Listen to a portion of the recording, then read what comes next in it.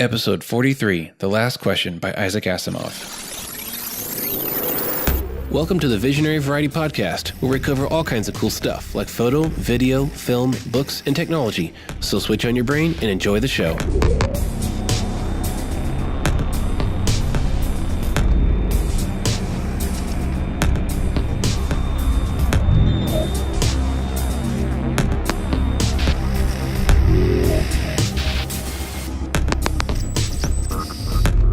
Welcome back to the podcast, Visionaries. We have got a treat for you today. We're going to be talking about a short story that I have been in love with for years, and I'm so glad that we finally get to bring it up, kind of give a review, sort of, or more of a discussion about the ideas and the awesomeness of this short story by Isaac Asimov. Before we get started, I've got with us my brother, once again on the podcast, Gabriel Grove. Heyo. And we've got with us Angela Brock. Howdy, y'all. Awesome. We're glad to have Gabe back on the show. It's always a treat. I know when there's going to be an episode that's going to involve deep questions, intellectual stimulation, and just wild thoughts. I know you're the guy for these kinds of episodes, so glad you could join us. Awesome. I can't wait. Gabe, what have you been up to this week? Anything interesting? Nothing much. Just getting family organized for Thanksgiving week. Getting my businesses and my karate school kind of scheduled out. Been watching a few movies, sci-fi movies as I can when I have some free time while my 4-month-old baby is at the babysitter. So nothing much exciting. What movies have you watched recently? I had to watch Transcendence for the third time. It kind of was cringeworthy, but I don't know. I coming back to it because it brings me to some interesting ideas. Yeah. And then I watched the movie Kin, K-I-N. I don't remember who produced it, if it's a Netflix movie or who put it out. But Kin was an interesting movie. Low budget, but really good graphics. Yeah. Pretty surprising story, too. That's cool. Transcendence is a really interesting movie, and I'm surprised it has taken this long to have a movie of that theme, you know? Like that sci-fi idea has been around for years, and it's finally come up, and it's kind of funny because that sort of ties into some of the discussions we're going to have about this book. So you were getting primed doing your homework. Yeah. That's great. Angela, how about you? Anything cool going on? Just a lot of it's kind of similar to what everybody's got going on, getting ready for Thanksgiving and all that, but I guess this past weekend, I finished watching the 3rd season of Daredevil. Yes. So I really enjoyed it. It was so good. It might be like my favorite season out of all of the Marvel Netflix shows. Yeah. I'm not sure. Could just be the high of finishing it, but It's still really good. It's up there. I posted about my love for season 3, and I have come to discover that some people that I thought I knew were like, yeah, I don't like Daredevil. I'm like, what? Why? What? Which Daredevil were you watching? The wrong one? No. The one from 2003 or something? Oh, no, don't. Just saying. It's funny how these actors do a really bad movie and then they come around to be a successful hero. Right. Like Ryan Reynolds. I know. It's so weird how that happens. What's up with that? I don't know how they get another superhero kick after a flop movie. I know. Yeah, you think they'd be done for. Yeah, I'm glad they had a comeback. Well, my week has been fun. I did a really cool photo shoot on Sunday. It was a medieval-themed Star Wars mashup photo shoot, and it was actually it was so cool. It was with 2 cosplayers. They're actually a couple, and I photographed them before as Star Wars, but this time we got to throw in some medieval Renaissance flavor to it with their costumes and the location, too. It was actually filmed for a 60-second documentary, I guess, or episode, whatever, featurette that I'm going to be in. And I set this whole shoot up just for this documentary. So it was really fun. And I'm almost done with editing. I've actually posted quite a few finished images on my personal page, and I think on my business page on Facebook too. So definitely check those out if you like Star Wars or Renaissance or pretty much just anything cool. Just go look at those. Very proud of them. And then on Monday, I had a work trip down to McAllen, Texas, down in the valley. And I set a new record for myself. I didn't finish an entire book in one day, but I listened to 1 hour of Harry Potter and the Chamber of Secrets. I listened to 1 hour of it on Sunday, and then Monday I finished the entire book with time to spare. I listened to like 2 or 3 podcast episodes just before I got home from McAllen. But yeah, pretty much almost listened to I could have listened to the whole book that whole day if I started it that morning. Well, I noticed some of those audiobooks, they're really slow. Did you have to? Oh, they're really slow. But I've only ever listened to anything, even podcasts, at 1.5 speed. Sometimes I'll go to 175. But life hack. Yeah, it is. So I listened to most of like the first half of the book at 175. And I was like, you know what? I could finish this if I put it at 2x. So I put it at 2, and it wasn't that bad. Like, I think it's because I've worked myself up. They didn't sound like the chipmunk. Oh, no. These apps are really, really good with time dilation. I don't know what to call it. Okay. It's totally natural. There's no skips or weirdness going on or high pitch. But I have worked myself up from like 1.3 with podcasting up to 1.5, 175, and now 2 is my brain's it's ready for it, and it's not bad. But it's like speed reading, but like speed listening. So I realized that I was like, wow, I'm like naturally listening at two times the speed. So I put it down to 1, and it was so slow. I was like, what is happening? Does that mess up like when you listen to people talk in real life afterwards? No. Probably because I talk so fast. That's like the flash in like a normal conversation. Come on, get to the point. Right. I bet the Flash could listen at 10x. Oh my gosh. That'll be funny. So, I finished pretty much a whole book in one day, and I started Blade Runner the next day, and I listened to about half of it, 2x. Oh my gosh. I think I'm onto something here. Speed listening. Speed listening, yeah. Oh, man. That was that's about it for my nerdy week so far, but there's more on this way. 5 more books by the end of the week. Yeah.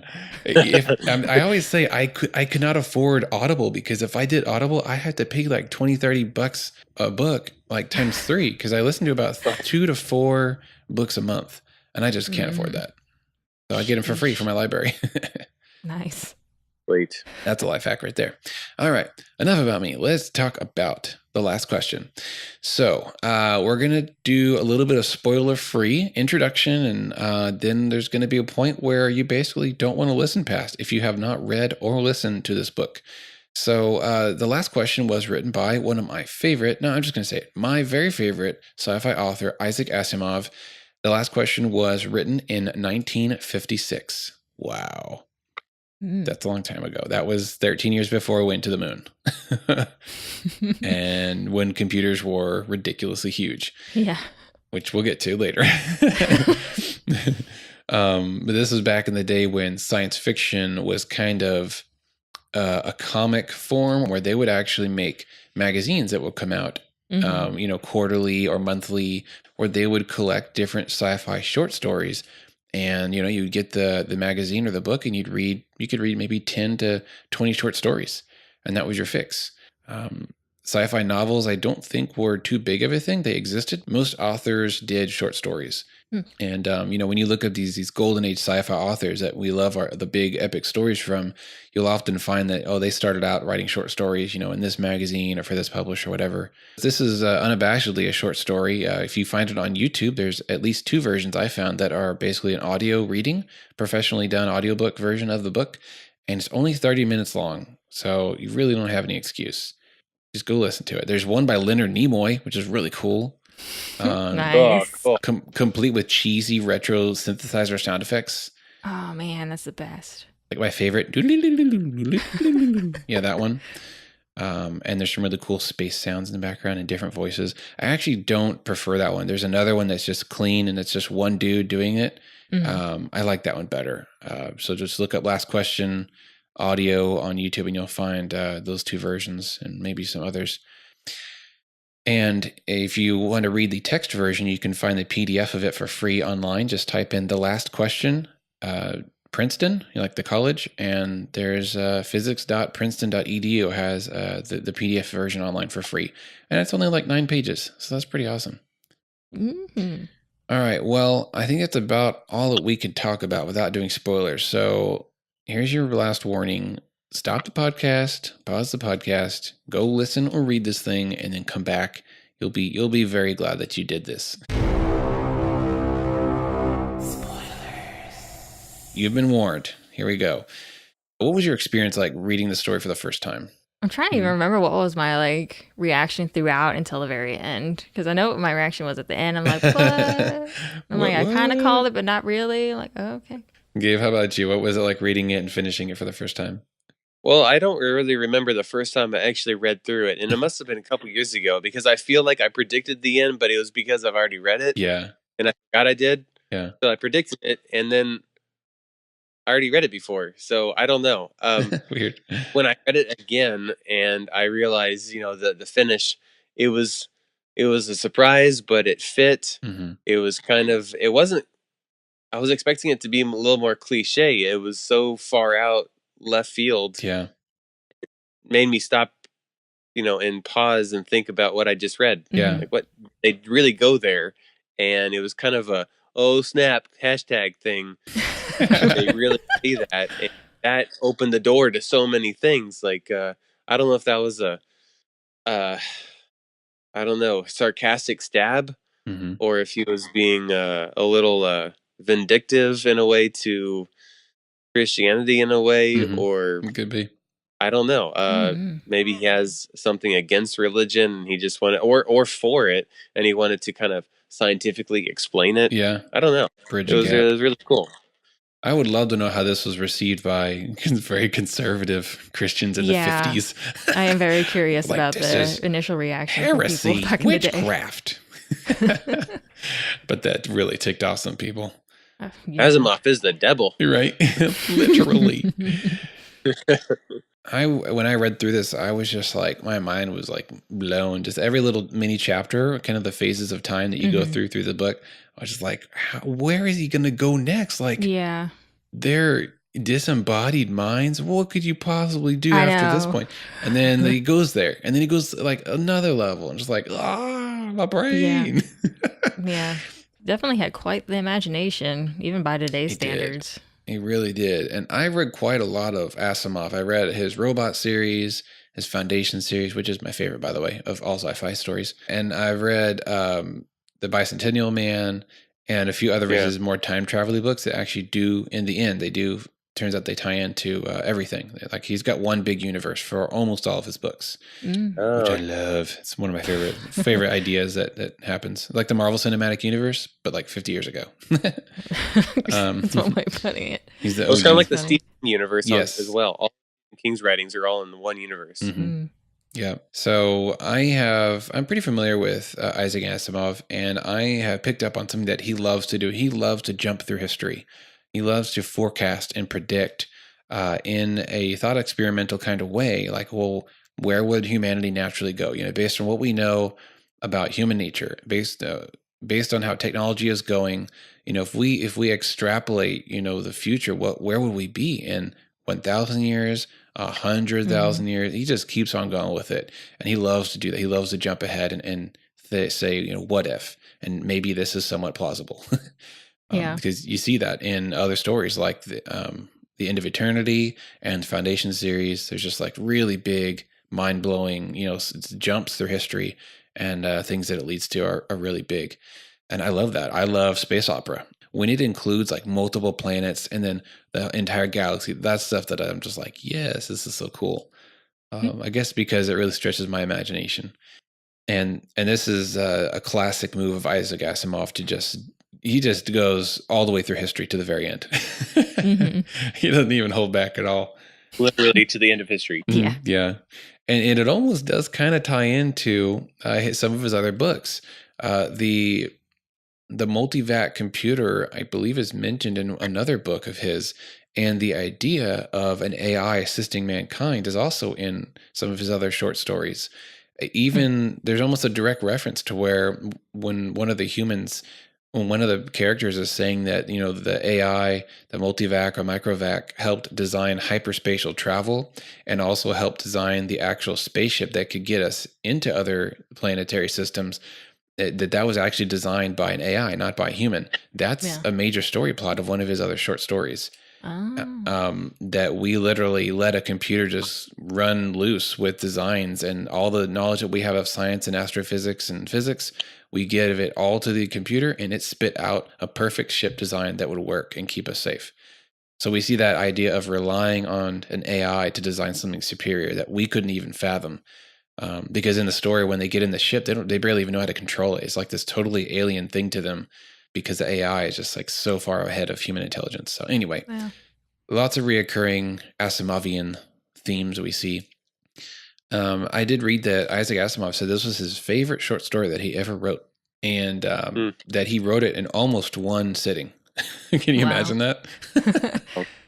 Like, what would that be like, sitting down and writing this thing, just like from start to finish? That's crazy. I've had a few like pieces of art that I've done, like digital art, that I just can't stop until it's finished. Yeah, so I can kind of understand the manic panic of having to get the idea out before it disappears. Yeah, or changes quality.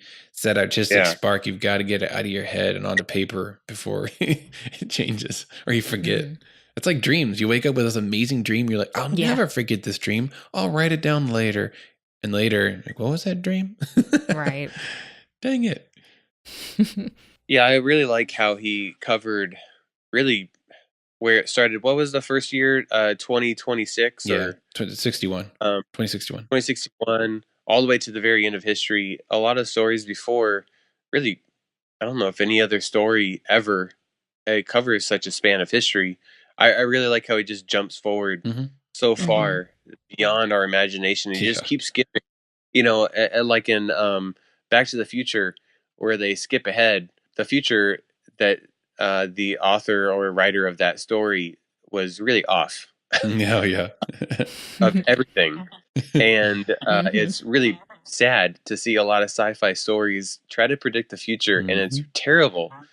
But Asimov somehow was able to kind of skip past all the simple futuristic cliche technologies and struggles and society structures, and just skip to the important stuff. I think that's really what made an impact with me as I was reading it. It just cut straight to the chase. He's not talking about flying cars. He's not talking about space stations with rings. He's just talking about like human existence and what is it going to be like. Yeah, it boiled down to the important stuff, and then the struggle, like I think the second or third age, call him age, of the little girl. Jared is the dad, and Jaredette or something. Jaredine.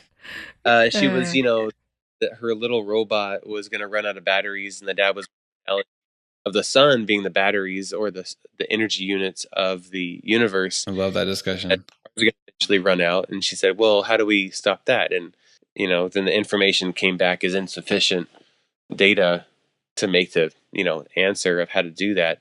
It's such a innocent question. How do we stop my robot from running out of batteries? The answer is so huge.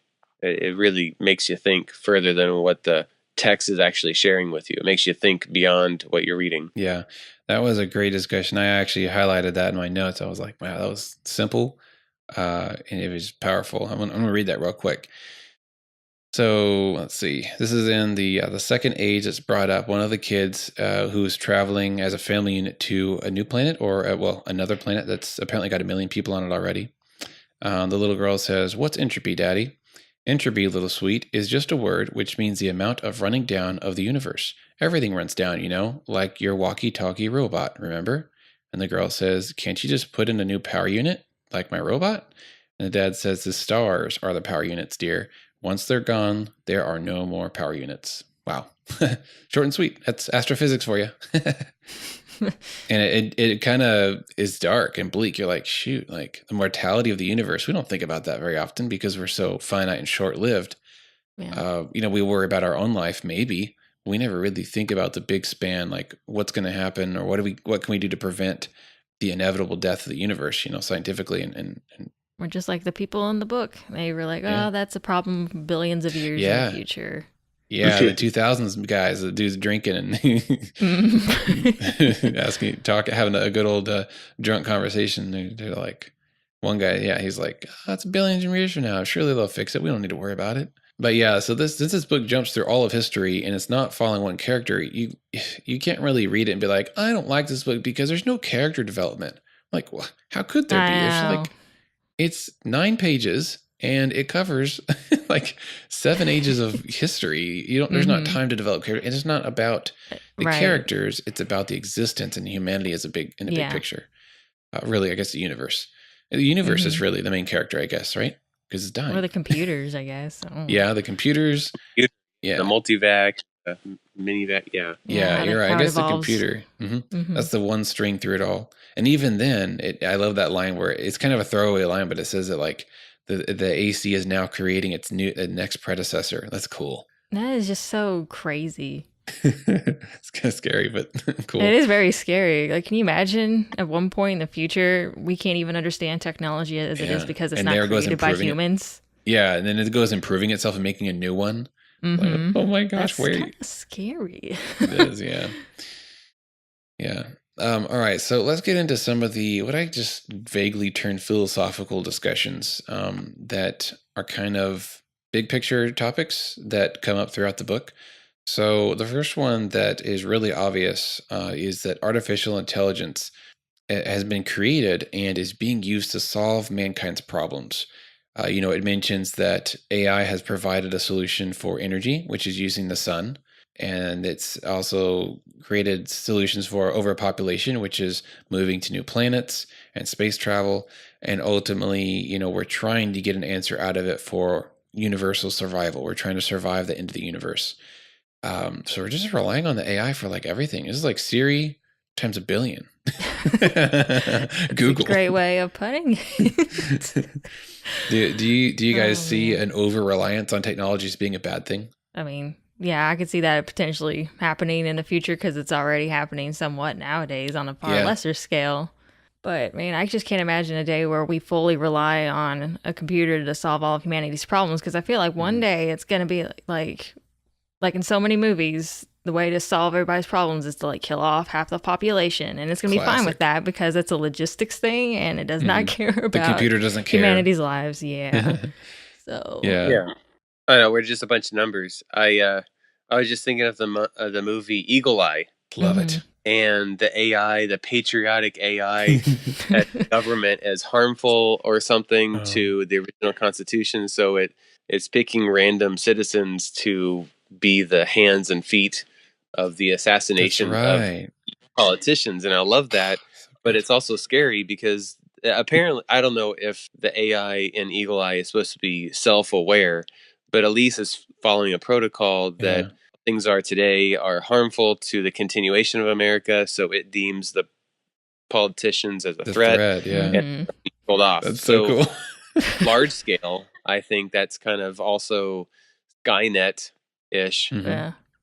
Kill off humanity, or Agent Smith. We're a virus and we're a cancer to the earth. Kill us off. It just seems also too cliche, but also technology. Why would it be dependent on us? And we're just, a roach compared to them. I don't know. It made me think of the Matrix. We're just fuel cells for them. Yeah. Well, yeah, that too. Well, you know why the AI probably isn't bad in these stories is because Asimov was so done with and tired of that cliche of the evil robot. Gotcha. Yeah, he created those laws, right? Yeah, they're the 3 laws of robotics. These are programmed laws that all robotic and artificial intelligences have to abide by to exist in his fictional universes. Because he saw all these Pulp Fiction comics and all these wild stories of this evil robot destroying its makers and ravaging women and destroying cities. And he's thinking, I don't like that. You always see them carrying some like hot blonde babe. I'm like, what is this robot going to do with the chick? Doesn't make sense. Put her down. Why is she unconscious all the time? with her palm against her forehead as if she's passing out. Women passed out very easily back then, I guess. It's a rough time. Fainted at the drop of a hat. Yeah. Really convenient for robots to carry them off dramatically. Right. So he was really done with that cliche. And, I guess he was thinking to himself, okay, who made this robot? Humans made it. Why? What kind of idiot programmer is going to make a powerful, strong robot with laser guns for hands and not put in some rules? Like, That's an error on the fault of the programmer and the designer, almost not even the robot. So he said, all right, I'm going to do things differently. Hence, we have the robot series, and which is an amazing, I think it's 4 different books by Asimov that are in his robot universe, which then later get adopted into the Foundation universe. And oops, that might have spoiled something. Well, but it's worth a read. Go read all those books right now. He never mentions the laws of robotics, which is totally fine. But I just realized, hey, maybe Asimov is applying that to the AC and to the microvac most and multivac. Likely, yeah. Yeah, especially if you said all the stories are connected. Makes sense. Because we've got a good AI that doesn't kill off humans to save humans. It helps us get to other planets and helps us, I guess, terraform and stuff like that. So that's great. Yay for something new, at least for the time. Yeah. I personally like benevolent AIs because they don't give me nightmares. Yeah, I'm afraid, Dave. Something to look forward to. We still see all these bad AI stories. I'm like, come on, guys, do a good AI. So what are some downsides, do you think, to human nature and also to society if we were to rely on all of our questions being answered by a machine? You guys think of anything like negative? Why is that a bad idea? We're like using technology to connect everybody's opinions, and it's really not working for us. Yeah. And I think it's really dumbed down how we how we look out, how we search out for information, how we study on our own and find our own answers. Answers are given so quickly, but we can't trust media. Yeah. We can't trust technology. I don't know. It's not really working out for us right now. Yeah. Yeah. In this story, the AI is relied on for everything, and it's just assumed that it's correct and neutral. But what if we did rely on an AI for everything and it was not accurate? Like we see textbooks being changed. We see unpleasant parts of people's reputations. There's, national histories being erased and rewritten. Like, what if that happened within the AI's memory? That would be really dangerous because we wouldn't know any better. Mm-hmm. Like if the AI's memory became the internet and the source of all, digital knowledge, and it's altered, well, shoot, we're screwed. Yeah. I heard an interesting thought brought up about Googling things, which is, the go-to place for if you have any odd question. Google has replaced grandparents and encyclopedias in the library. We use Google as a replacement for this human connection of passing down knowledge and learning things from other people. We don't really do that anymore, and not in the same way. People are like not going to college, including myself, for a trade because we can Google it, we can learn and watch other sources of information. Yeah. So I'm guilty. I'm part of this, part of the problem. Join the University of YouTube. So yeah, in the story we see, we see the AC coming up with answers, coming up with solutions.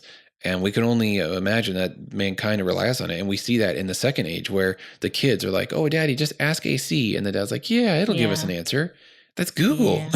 Yeah. It's true. That was kind of a funny twist how the guy thought my AC is better than everybody else's. Yeah. Or it's cute. And it brought him comfort.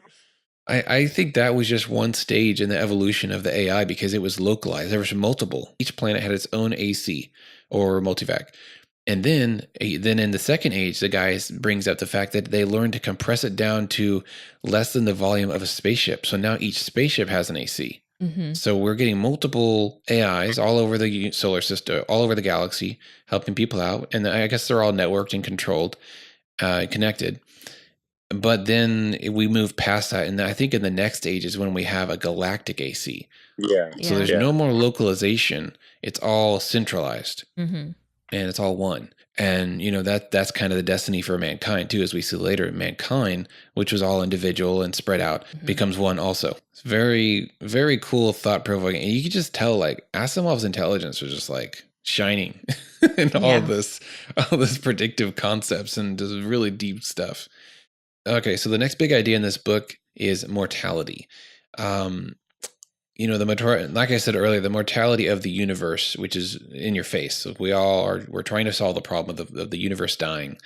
But also we're dealing with mortality of humankind. We've seen the second age that human life has been prolonged upwards to, I think, this is in a later age. They're like 200 something years old, right? Yeah. In some of the other novels by Asimov, there's a group of humans called the Spacers, which is basically people who have just moved on from Earth. They're ready to go out in the stars. They're ready to start new planets, learn new things, and just move on from Earth history, which is not not a great place in his stories. Because Earth has been poisoned by radioactivity and such. So everyone's just like, let's leave, let's go out and be something new. So the spacers, because of technology and the effect of space on the human body, they live upwards of 200 to 300 years old, and it's just totally normal for them. And it creates a really interesting source of contention and friction between Earthers or normal Earth-based humans and the spacer culture, because Earth people are jealous and they sort of look at it as like like a source of evil. Like, you shouldn't be able to live 300-400 years old. Like, that's not right. But really, they're just jealous. Right. So we see that idea here, prolonging of human life. But ultimately, we all know they're going to die. But as the ages progress, we see more and more, immortality working its way into man or mankind. Mm-hmm. Yeah, I think immortality is an interesting topic with humans because we don't really know anything different. Yeah. We can only theorize and hypothesize what it would be like to live beyond 100 years. Mm-hmm. Only a few have lived, 110 years. And then from the Christian perspective, it's quite interesting. Adam living, close to 900 years, Methuselah. 969. I don't know. I would think living beyond 200 years would kind of drive you crazy. Yeah. Yeah. And in my courses in psychology in college last year, we talked about the capacity of our brain. We don't really know. Man. We don't really know the capacity of information of our brain. So that's another, if our brain starts to run out of information, would the earliest memories start to drop off? Yeah, what would it be like? What if you're 400 years old and you can only remember the last 200? That would be so sad and crazy. Yeah. So that's an interesting concept. And would you change personality, and would your identity change over every 100 years or so as your brain memory resets, drops off the earliest memories? Yeah. That's we don't really know because we can't really experience that yet. Wow. I think that just because the way the world really is, you would just encounter so many negative experiences. Yeah. This is not disrespectful or joking towards people with mental illness, because it's a serious thing, but I think you would just accrue mental illnesses in various ways, and trauma and psychological issues over that much life and death, Mm-hmm. And success and failures. The failures last longer than the successes do, and people that you love die. I don't know if humans could handle that. That would suck. Well, I've heard a lot of in the sci-fi movies over the years, or comic books, where someone would accidentally wish for eternal life. Classic. And they get it. I love that trope. And then they regret it because all their loved ones that have. A lot of vampire stories are like that, where we have this vampire who is just burned out on life, burned out on love, because he's seen it time and time again. The Colons kind of see that mentality where they're like, you don't get close to people out there. Don't get too involved, because things are going to change. People are going to die. And, it's not good for you. So stick with vampires who will live that long. And, I love the idea of living at least 1,000 years. Like, how incredible would that be to see history? But also how unpleasant would that be to see all that history and to go through it and deal with just human issues for that long? I don't know if I could handle it. Yeah. I think because life is so complicated these days, like what you said, so many negative experiences. I think earlier in human history, things were a lot simpler. Yeah. And things were easily discovered and new and fresh. If you live 500 years, you're still discovering new things. Today, I don't know. I just imagine everything's just mundane and the same, and we can't really go anywhere. I don't know. Well, you would also get to see that exponential upward curve in knowledge, though. Yeah. So I don't know. I think I see what you're saying, but I think it could also be flip-flopped and go both ways. Whereas the increase of knowledge and experience, and I'm just talking about scientific knowledge, is increasing so much, you almost wouldn't be able to keep up with it all. Yeah, most likely. Or you just see the planet die off by using up all the resources, and you're all the way back in the dark ages again or something. I don't know. Mm-hmm. I trade immortality for just keeping youthfulness for a bit longer than average. That's about it. Nice. Keep your joints in better shape for another decade, and I'm good. Good. If I just get my old knees back. So we talked about the exponential increase in technology and human knowledge. We see that very, very present in the last question, where the AC, the microvac, multivac, whatever you call it, is progressing like so fast. It's not long until they literally don't understand it and can't keep up with it. What do you guys think about that? Where, you know, they don't even know where it is, what it looks like. Like, what was that like for you guys? Scary. Yeah. To keep it simply. Because just, what was it in the later eras where it was like woven into the very fabric of hyperspace, however they described it. So awesome. Just trying to even wrap your mind around that. I mean, I know that's the intention, is like we can't comprehend it, but just man, that would be insane. I like that Asimov takes a little bit of time in each age just to briefly describe. He doesn't give too much away because then he'd be backing himself into a corner. But he just gives enough away in a vague kind of way to make it interesting and help you understand this thing is going leaps and bounds beyond human knowledge, and we don't even know where it is. But one of my favorite little entries about the growth or the changes of AC is, I'll just read the part right here. He stared somberly at his AC contact, which is his pocket-sized, communicator, which is really cool. We finally have pocket-sized technology in this story.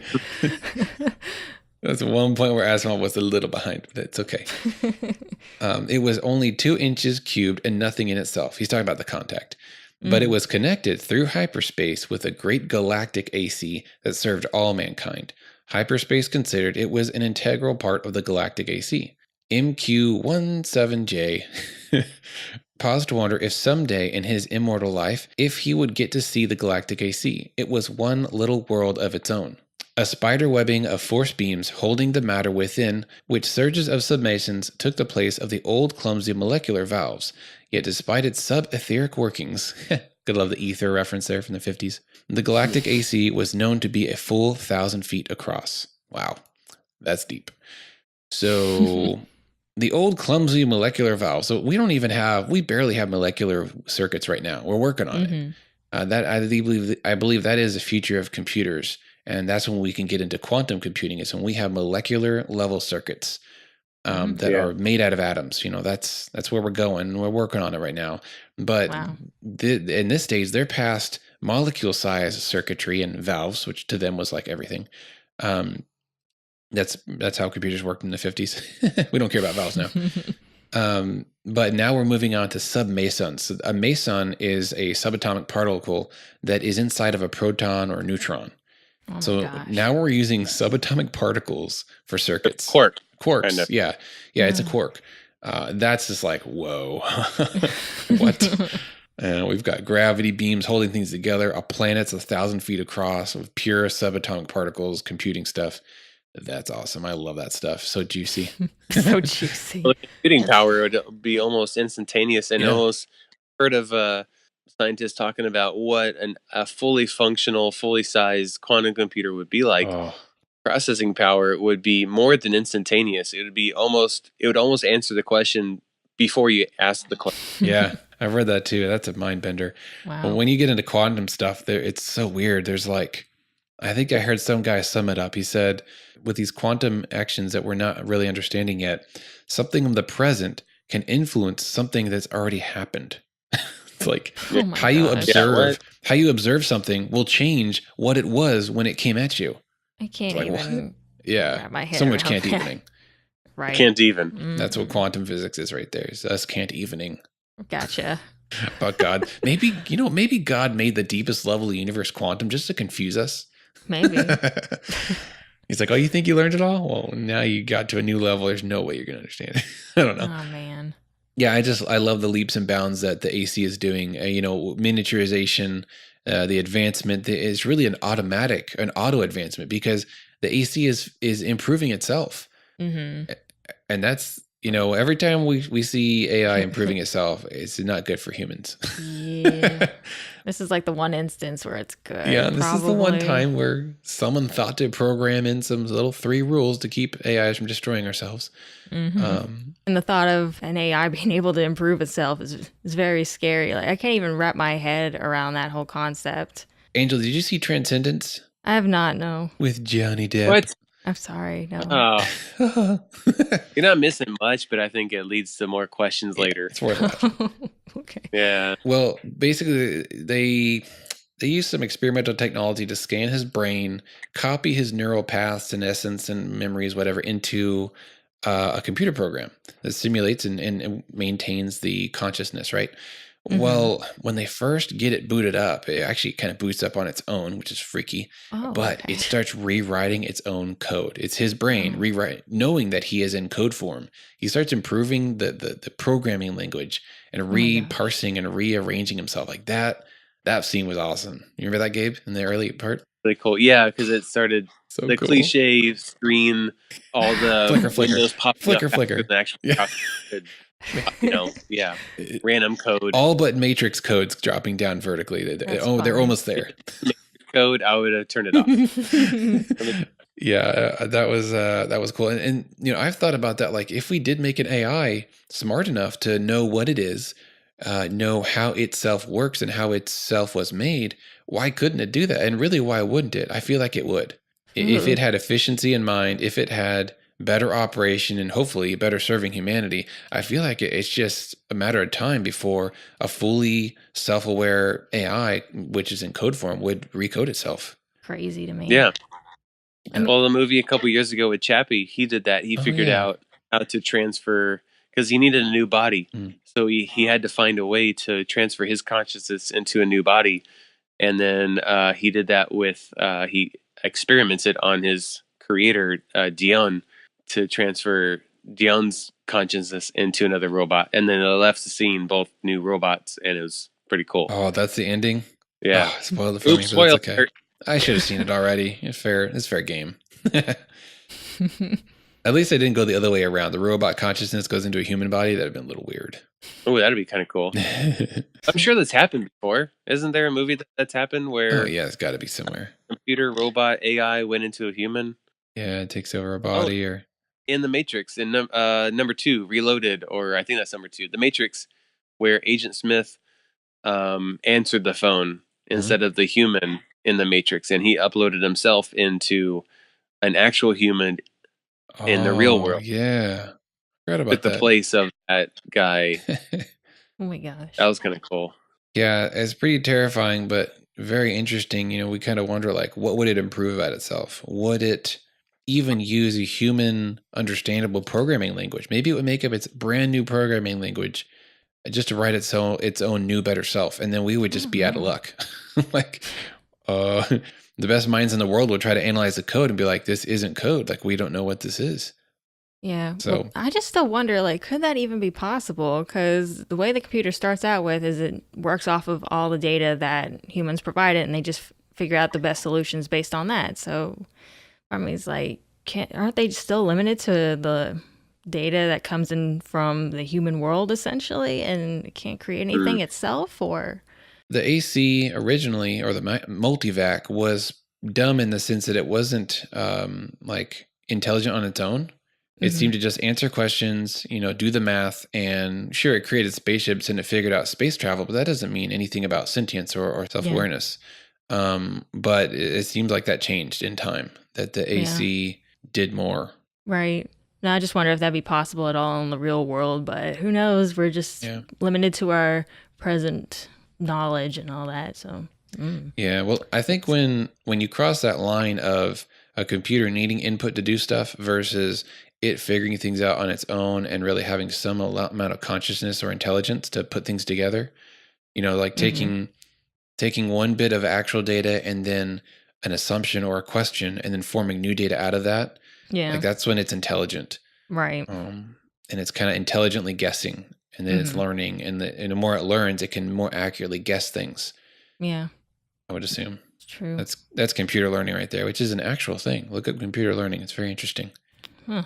So the final theme that I wanted to bring up for discussion is the fact that we see mankind as very individual and different, and just what we consider human in the first age, right? They're drinking, they're kind of arguing back and forth. One has a different opinion than the other, and they're different guys. They have different accents and different ethnicities or different nationalities. But then as we go through time, we see those differences shrinking and shrinking. Did you guys notice that? Yeah. I mean, literally in the very last era, everybody was one consciousness collectively, which is very strange, but... Well, hey, it's our destiny, so you can't fight it. All right. Give in. Praise AC. Oh my gosh. You can literally like watch the individuality dwindling, even in the second age, in the 2000, the spacer age, which is what I call it, where it's a family traveling to the other planet. That's in year 2261. So it's 200 years after the first age. And we have a family that all have like basically the same The two name. daughters are like Jaredine 1 and Jaredine 2 or something. Yeah. 1 and 2. Number your kids, literally. That would make it so much easier instead of having to memorize all these complicated names. Especially my kids' names. And now that I got 4 kids, I cycle through at least 3 of their names before I get to the baby's name. Yeah. Hey, you, come over here. Yeah, it's you. You that I'm pointing at. You know who you are. Get over here. I had one weird thought. What if this family is actually cloned from Jared, the dad? Oh, man. Wouldn't that be trip? Yeah. That would be very... What if they're literally all... What was his name? Jared? That's basically all the females in the family are parts of him, which is kind of weird. Yeah. At least the girls could be the part of the mom, I guess. I don't know. Maybe they're just cloning, within each gender, like your own selves to be the next generation to keep traveling in space or something. Oh, man. Well, it wouldn't be weird if procreation was just purely test tube. Yeah, nothing weird about that. I'd take the awkwardness out. Boring. Much more regulated. Good population control right there. Actually, not really, because with how bad everybody's spread across the universe so quickly. Yeah, it'd be fine. There's plenty of room for everybody. Yeah, praise AC. But slide that in there. Praise AC. What? Oh, man. So, yeah, we see, the name scheme within this family. The next age is, I call it the galactic age, where they have admitted that they're basically immortal at that point. They don't even have real names anymore. It's just a bunch of letters and numbers. Yeah, you're right. So not only are we like... I'm tired of all these old stupid names like Earth and Moon. Moon is the moon. Why can't you name it something different? Cool. You know what? I'm actually rebounding. I'm annoyed by sci-fi's always calling the sun Sol. I was like, I don't know. I know what you're talking about. And we got multiple planet systems. I guess it makes sense. But I feel like it's like, it was the cool thing in like early 2000s to be like, oh, Sol and Terra. But like, now I'm like, why? Why are you calling it Terra? It's Earth. I don't get it. But yeah, I agree. It's a different language. Sound cool. Just got to revert back to that Latin. We have such uninteresting names for our moon and our sun and our Earth. Just pick random letters and numbers and combine them with a dash. And that's what we have here in the galactic age. There you go. Bringing it right back. So the galactic age, according to the book, is in year 22,061. So we've done away with names because there's just, too many Johns and too many Angelas and Daniels. And okay, there's a few Gabriels, not too many though. I hear that. I worked with like 3 other Angelas at one point. Yes. It was so bizarre. How did y'all differentiate who was who? Like put the first letter of our last name at the end of our name. So I was called Angela B. Oh, okay. Yeah. You could have been like A-23L5. That'd have been way more cool. Man, I would love to hear that when they page me over the intercoms or stuff like that. Like they're calling for a cyborg. Oh, Angela, 1 of 3, like Star Trek reference there. That's funny. So yeah, we've got names have dwindled down to randomized, what seemed to be like a serial number, basically. Yeah. Which is an inevitable step of de-individualizing humans. It's just giving them a serial number, stick it on their forehead. Then the next age, we have people basically leaving their bodies. Somehow their mind is free traveling through space. It's almost like we've crossed a line from technology into esoteric, like new age stuff, like crazy drugs, astral projecting. Yeah, maybe they just discovered some really good drugs on an alien planet. Super mushrooms, and they're just all taking it intravenously in their little body pods on some boring planet. But it did say that their bodies do get up for physical like activities every now and then. So they haven't totally done away with their bodies, but they're getting there. Yeah. And then the next age, they're just totally done with their bodies. Like their bodies are all just stored on a planet somewhere, not to be touched or used or even thought of again, it seems like. And they could travel galaxy to galaxy just with a thought. And that's pretty awesome. I remember watching this sci-fi TV series with the Mythbusters host Adam Savage. He was kind of the host of this sci-fi movie show. There were several series that touched on certain topics, and the one on mortality was really interesting to me, and it coincides with what we're talking about in this very topic, was transhumanism and humans getting prosthetics is kind of like the first, or really the first stage is getting dependent on technology, and then prosthetics being dependent to live off of technology. And then he went further past what we have today, is starting to replace, kind of like Ghost in the Shell kind of stuff, replacing limbs and appendages and organs with mechanical parts. And then the full-blown replace your whole entire body with a mechanical body. So that's cyborgism right there, right? Yeah. You can have like different bodies for different purposes, and you just exchange your consciousness between these bodies like a pair of shoes. Like, I'm going to go running, so I'm going to fit my consciousness into my fitness. A running body. And I'm going to go to Mars, so I already have my body printed and put onto. So I'm just going to transfer my data consciousness instantaneously into my body on Mars. Just send it like data through the cosmic internet over to that planet, download into the body. Yeah. That idea, I love that idea. It's very terrifying, but very interesting. And that comes up in Dark Matter. Did you ever watch the sci-fi show Dark Matter?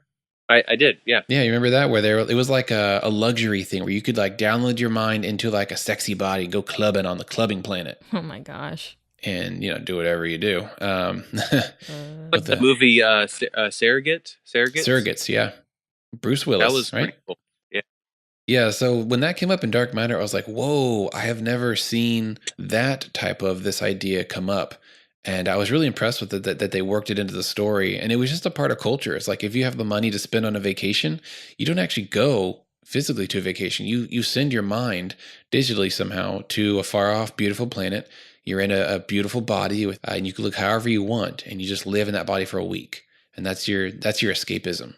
But, here in this, I guess I call it the cosmic age, they've done away with physical bodies. They're like, you know what, that was all cool and stuff, but we're a billion years, after the previous age here. So they're totally over the whole physical existence thing.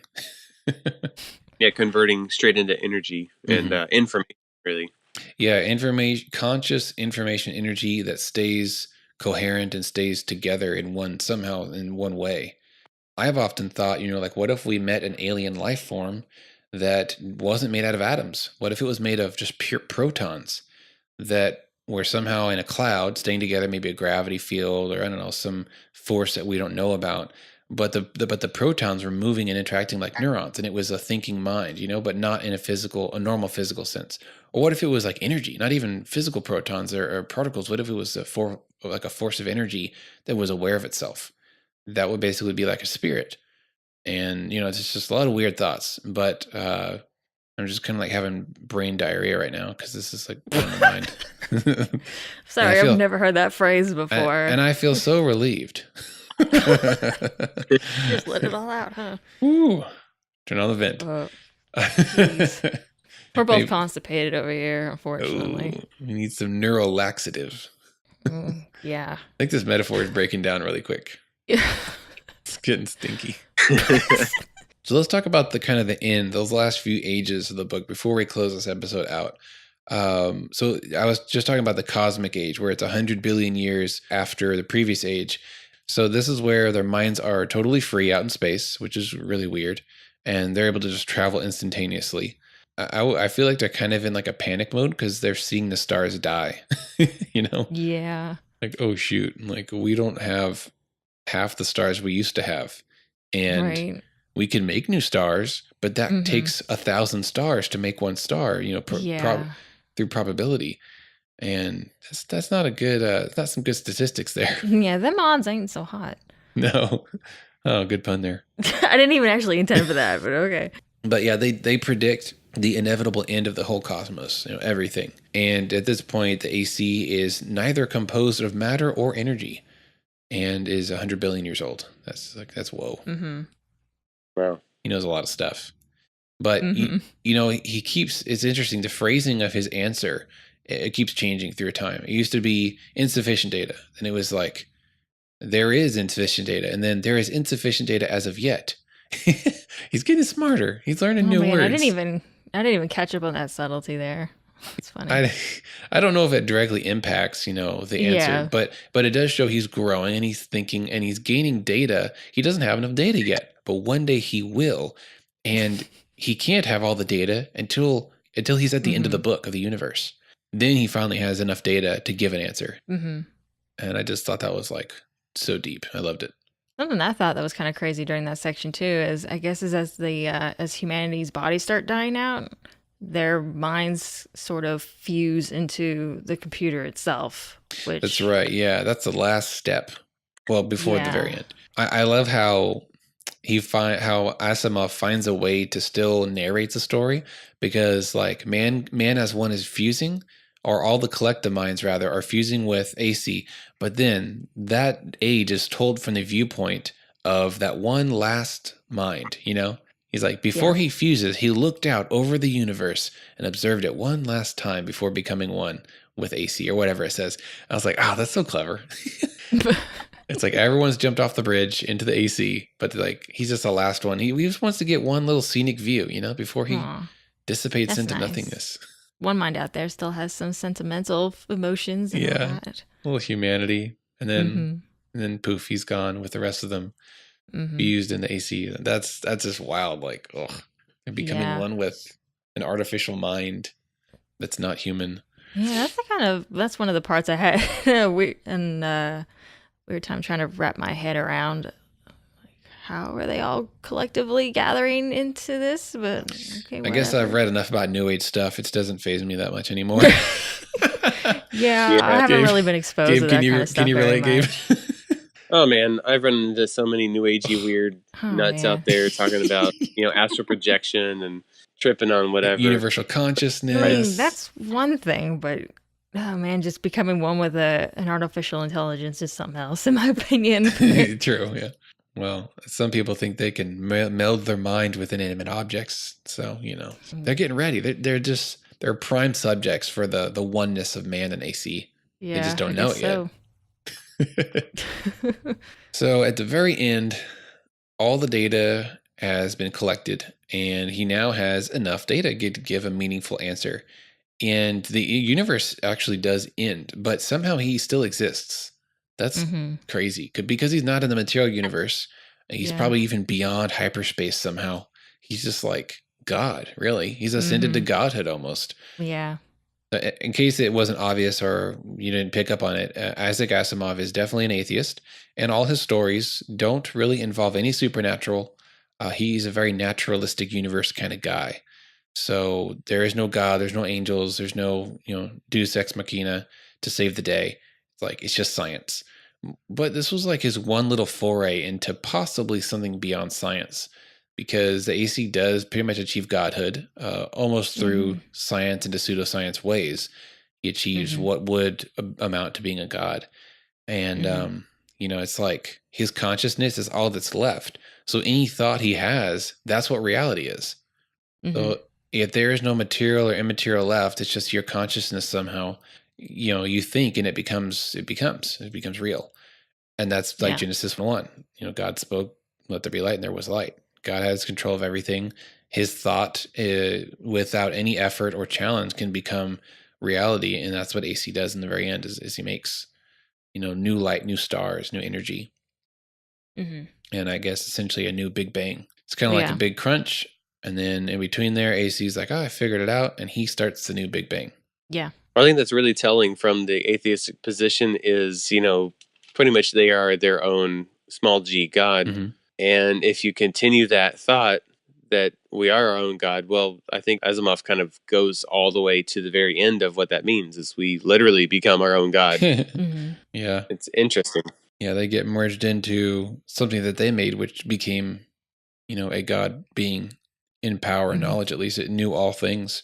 Really interesting. Try to think of how would someone who doesn't necessarily believe in God try to think of a rational way. It was like, okay, if God does exist, how does he exist? How is he this non-material being out there somewhere who created all this and all that. So I don't know. I just think that's an interesting journey, and like this is like the ultimate atheistic way to explain how God could exist. I just find it interesting. It is, yeah. I like seeing different viewpoints. I'm a Bible believing born again Christian, so I have my biblical worldview, which is very different than this. I don't believe the universe will end like this, and I don't believe it could.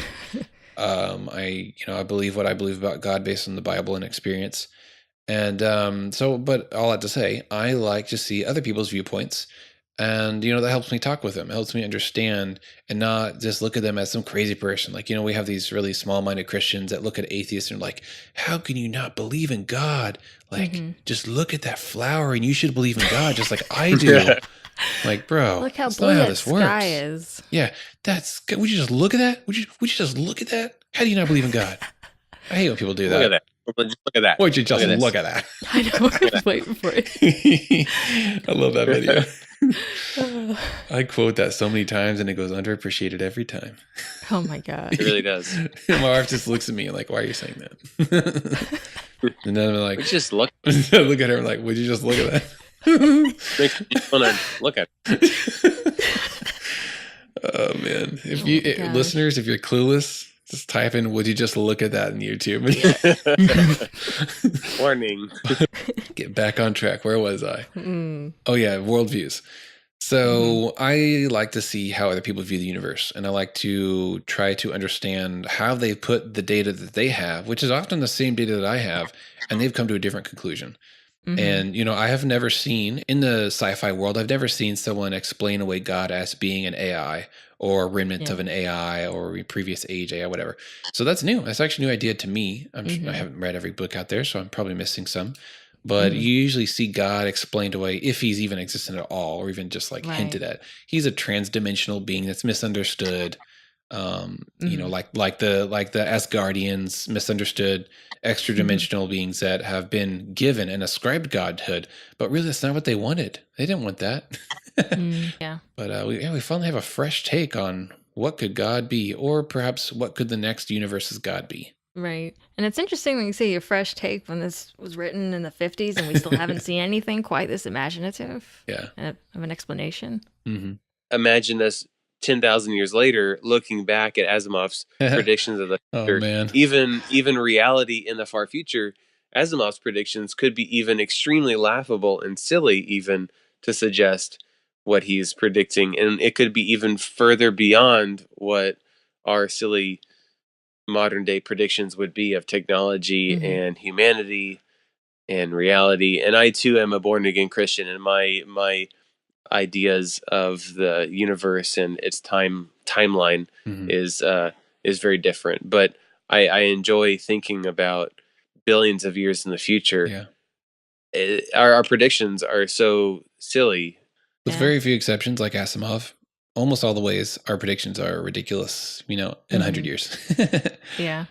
But, there's some people that have that gift of, like I said earlier, extrapolating, which is kind of like grabbing all the data you have available to you and the progress of the past, and then kind of trying to judge what the future might be. And when it comes to technology, it's very difficult to do that because it's exponentially increasing. Let's just talk about data storage. Let's see. How long ago was it? I paid $75 for a 256 megabyte USB drive, not gigabytes, megabyte. 256 megs cost me $70. This was when I was, I think, a freshman or sophomore in high school. And I thought that was the coolest thing ever. Like 256 megabytes. That's like so many text files, which is true. But now for $70, you can get 2 terabytes, which is like, what? So that's just storage is increasing, but also processing power, which is very important.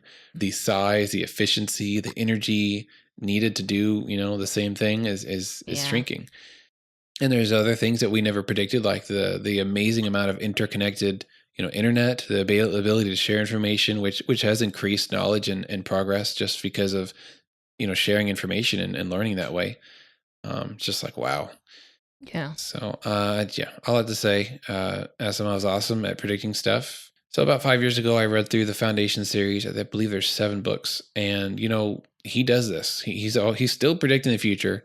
I think in the bulk of those stories, it's about year 20,000, or no, it starts with 12,000. I think it's in the 12,000, and then there's like a jump in time, and then at the very end, it talks about the far, far future. So he's still extrapolating and drawing things out. Like, what would human civilization be like on multiple planets? And then, what would with a robot that has only the good of mankind programmed into its digital soul, what would it do? What could it do to help mankind? And it's funny. It's sort of like a mobile version of the AC. We see Daniel Oliva, which is the main robot character in his robot crime detective stories. He keeps upgrading himself. He keeps improving himself. And at one point it says that no one piece of his body is original. He's replaced everything and improved everything, similar to Bicentennial Man. We see these themes just keep popping up in Isaac's books. Yeah, so it's just, he loves to jump ahead, and he's pretty good at doing it. I really enjoy his books for that. Well, lastly, did you guys were you all shocked when you read that last line of the book? Was it a surprise to you? Yes and no. I kind of had a feeling of where it was going towards maybe the last two eras in the book, especially since I knew, okay, there's a big twist at the end. I know that. And I'm sure a lot of sci-fi authors would like to pull some sort of connection to religion or something at the end or something. So I kind of knew where it was going, but I didn't expect the mic drop essentially at the very end. So I'm like, oh, dang. So it still got a good reaction out of me. I think I forgot that I read it before, so I wasn't certain I read it the second time. And it kind of ruined it. I read this in college because I was on this huge Isaac Asimov kick, all from 2008 up to 2014. I was reading all his books that I could find, and including this short story, which I found on Wikipedia, which was, I felt like I discovered a treasure trove because I'd never heard anyone mention this story. And I found it accidentally. I read it. I'm like, guys, I found something. You don't understand. We got something big here. Yeah. I found the big one. So I shared it on Facebook, and I tagged all my nerdy friends, and you guys ate it up. But I think that's where you read it originally, was when I posted it. Yeah. Pretty sure. Cause I nagged people to read it. It's you don't understand. You have to read the story. It will change your life. You'll be praising AC in no time. Oh my gosh. Awesome. Well, thank you guys for reading and listening, or rereading, and coming on the episode. Gabe, we appreciate you taking the time out of your hectic baby schedule and lending your nerdy powers to a discussion. It's been a long day, so my brain's a little fuzzy, so hopefully I contributed some good stuff. If this is your fuzziest, then you're doing pretty good.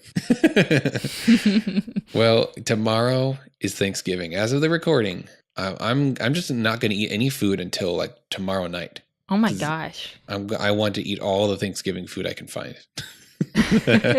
Don't hurt yourself though. What are y'all looking forward to the most? What food's your favorite? Pie. Sweet potato casserole with marshmallows. Really?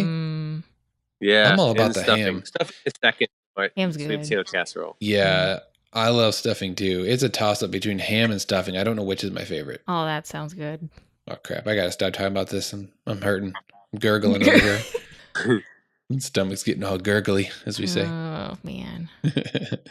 All right, guys. Well, I think that wraps this one up. Thanks so much. Thanks for listening to the Visionary Variety Podcast. If you like the show, be sure to subscribe on your favorite podcast app so that you won't miss any of the future episodes. You can also find our previous episodes there and listen whenever you want. We love to hear from our listeners, so if you've got any comments or suggestions for a future episode, you can always reach us at tvvpodcast@gmail.com. Thanks again, and have a great week.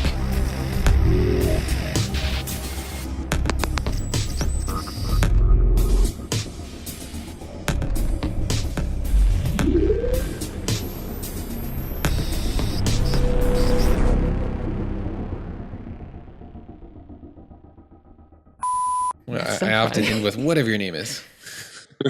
I'm Zipporah, that's right, Judea, whatever your name is. You. Oh. Stop crying. You baby. Are you a baby? Not being such a baby. Yeah. Gosh.